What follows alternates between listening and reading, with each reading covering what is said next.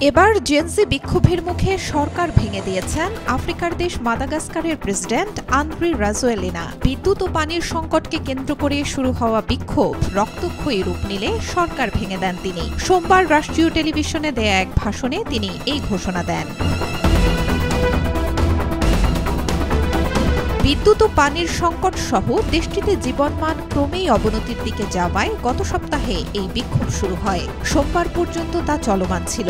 জাতিসংঘের হিসাব অনুসারে গত কয়েকদিনে সহিংসতার ঘটনায় নিহত হয়েছেন অন্তত ২২ জন, আহত হয়েছেন অর্ধশতাধিক।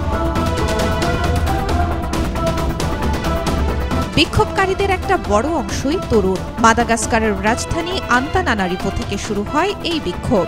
গত বৃহস্পতিবার থেকে দেশটির বিভিন্ন শহরে রাস্তায় নেমে আসে হাজারো তরুণ তরুণী। তাদের স্লোগান ছিল, আমরা বাঁচতে চাই, শুধু টিকে থাকতে নয়।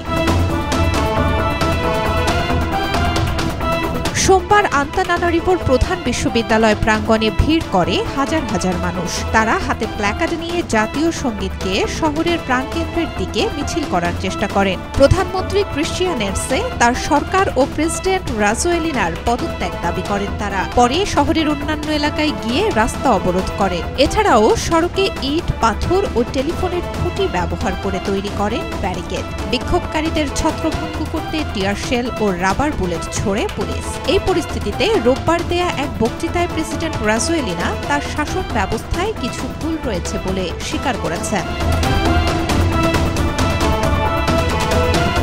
রাজধানী আন্তানানারিভোয় প্রায় ১৪ লাখ মানুষের বসবাস।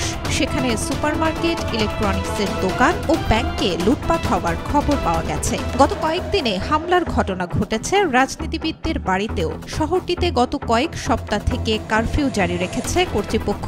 ভোর থেকে সন্ধ্যা পর্যন্ত এই কারফিউ কার্যকর থাকছে। ২০২৩ সালে মাদাগাস্কারের প্রেসিডেন্ট হিসেবে পুনর্নির্বাচিত হন রাজোয়েলিনা। বিশেষজ্ঞদের মতে রাজোয়েলিনা পুনর্নির্বাচিত হওয়ার পর তার সামনে আসা সবচেয়ে বড় চ্যালেঞ্জ হল এই জেনজি বিক্ষোভ। ব্রিটিশ বার্তা সংস্থা রয়টার্সের এক প্রতিবেদনে বলা হয়, আফ্রিকার কেনিয়া ও এশিয়ার দেশ নেপালের জেনজি আন্দোলন থেকে অনুপ্রাণিত হয়ে মাদাগাস্কারের সরকার বিরোধী বিক্ষোভ শুরু করেন দেশটির তরুণ তরুণীরা। দেশটিতে গত কয়েক বছরের মধ্যে সবচেয়ে বড় বিক্ষোভ প্রতিবাদের ঘটনা এটি। Desk report, B news 24।